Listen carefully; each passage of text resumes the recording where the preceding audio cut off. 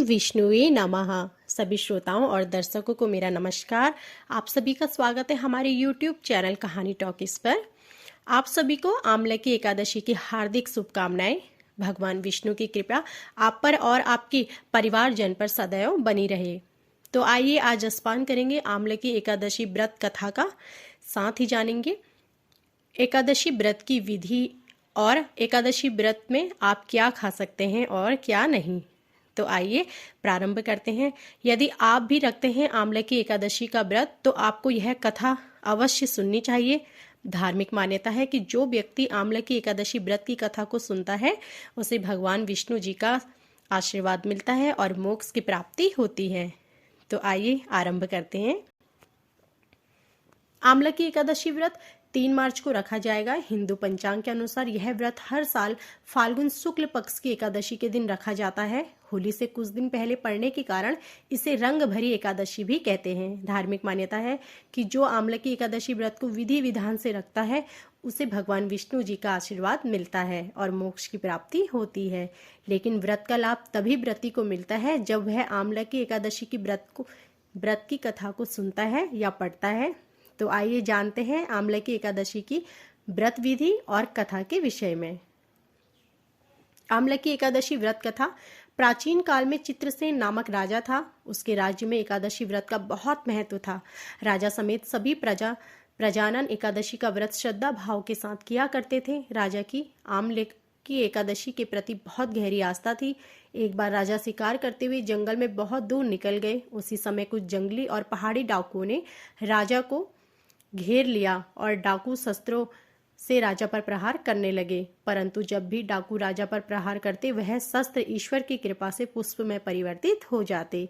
डाकुओं की संख्या अधिक होने के कारण राजा संज्ञाहीन होकर भूमि पर गिर गए। तभी राजा के शरीर से एक दिव्य शक्ति प्रकट हुई और उस दिव्य शक्ति ने समस्त दुष्टों को मार दिया, जिसके बाद वह अदृश्य हो गई।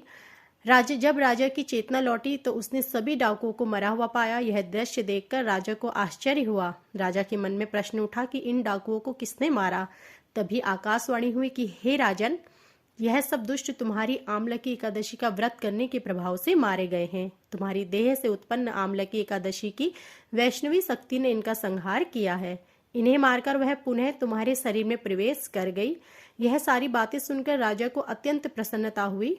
एकादशी के व्रत के प्रति राजा की श्रद्धा और भी बढ़ गई। तब राजा ने वापस लौटकर राज्य में सबको एकादशी का महत्व बताया। आमले की एकादशी व्रत की विधि इस प्रकार है। प्रातः जल्दी उठकर स्नान करें, व्रत का संकल्प लें और फिर विष्णु जी की आराधना करें। भगवान विष्णु को पीले फूल अर्पित करें।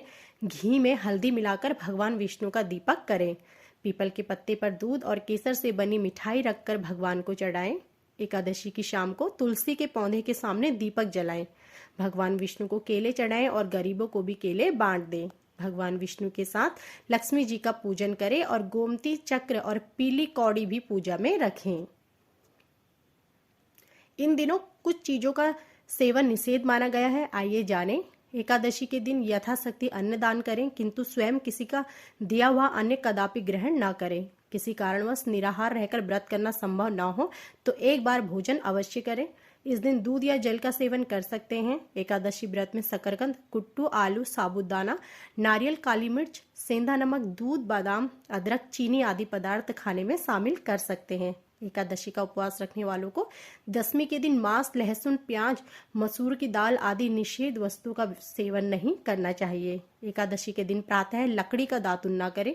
इस दिन वृक्ष से पत्ता तोड़ना वर्जित है, अतः स्वयं गिरा हुआ पत्ता लेकर सेवन करें। नींबू, जामुन या आम के पत्ते लेकर चबा लें और उंगली से कंठ साफ कर लें। यदि यह संभव न हो तो पानी से 12 बार कुल्ला कर लें। एकादशी के दिन व्रतधारी व्यक्ति को गाजर, सलजम, गोभी, पालक इत्यादि का सेवन नहीं करना चाहिए। एकादशी पर श्री विष्णु की पूजा में मीठा पान चढ़ाया जाता है, लेकिन इस दिन मीठा पान खाना वर्जित है। फलों में आप केला, अंगूर, बादाम, पिस्ता, अमृत फलों का सेवन करें। सूखे मेवे जैसे बादाम, पिस्ता आदि का सेवन किया जा सकता है। एकादशी तिथि पर जौ, बैगन और सेमफली नहीं खानी चाहिए। इस व्रत में सात्विक भोजन करें। मांस, मदिरा या अन्य कोई भी नशीले पदार्थों का सेवन नहीं करें। प्रत्येक वस्तु प्रभु को भोग लगाकर तथा तुलसी दल छोड़कर ग्रहण करना चाहिए। तो यह थी हमारी आज की आमलकी एकादशी की व्रत कथा, व्रत विधि के विषय में जानकारी। आशा करती हूँ कि आपको हमारी यह वीडियो पसंद आई होगी।